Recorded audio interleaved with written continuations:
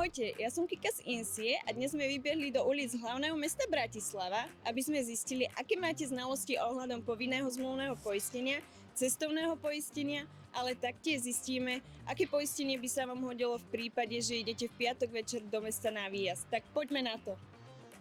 Ak ti kameň rozbije čelné sklo na aute, myslíš, že táto škoda by bola hradená z tvojho povinného zmluvného poistenia? A myslím, že vlastne nás musíš niečo doplatiť, ak chceš poistiť na čelné sklo. Malo by, ale bohužiaľ to tak nie je z vlastnej skúsenosti, takže... Ale podľa mňa by malo. Hlavne keď to je od iného auta. Že na ceste, tak určite by malo. Nám sa to stalo napríklad o auto zaparkované a to nám nechceli preplatiť, ale mali by to určite platiť. No určite si myslím, že by měla být. Tak asi áno, lebo proste neurobil som si to na schvál a bol to proste náhodný okamih a kvôli tomu som sa chcel poistiť. Podľa mňa hej. Lebo môjmu tatinovi sa to stalo a niečo, že mu to nejak preplatili a to je čo také. Ja, nám sa to stalo. No. Mal si niekedy povinné zmluvné poistenie alebo havarijné poistenie? A nie, nevlastním auto, čiže nie. Čo by podľa teba malo kryť poistenie v prípade, že ideš piatok večer do mesta na výjazd? No, moje poistenie by malo kryť doklady, peniaze, telefón a kľúče.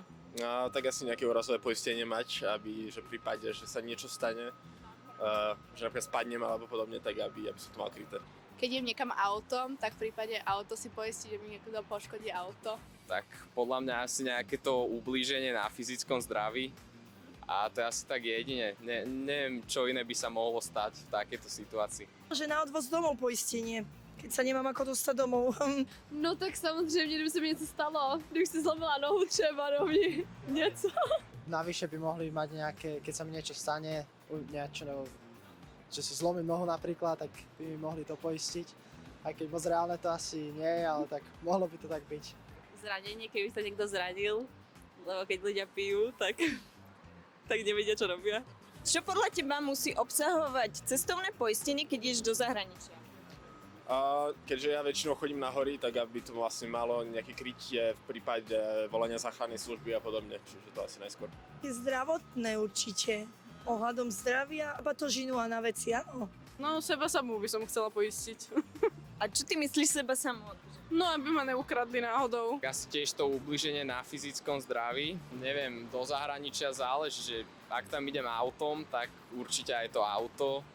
A ak idem niekam lietadlom, tak neviem, asi iba to fyzické zdravie, asi sa nič iné nemôže stať. Určitě, když se mi něco stane, jakože, nevím, když dostanu nějakou horečku dengue. Keby stratím batožinu alebo taktiež pri tom zdraví, keď sa mi niečo stane, možno keby mám nejaký problém tam v zahraničí, tak by som sa mohol obrátiť alebo tej poisťovni sa opýtať alebo tak. Akú vlastnosť by ste si poistili, aby sa vám vo vzťahu prepiekla? No, tak nějakou agresivitu. Čo tým chceš povedať?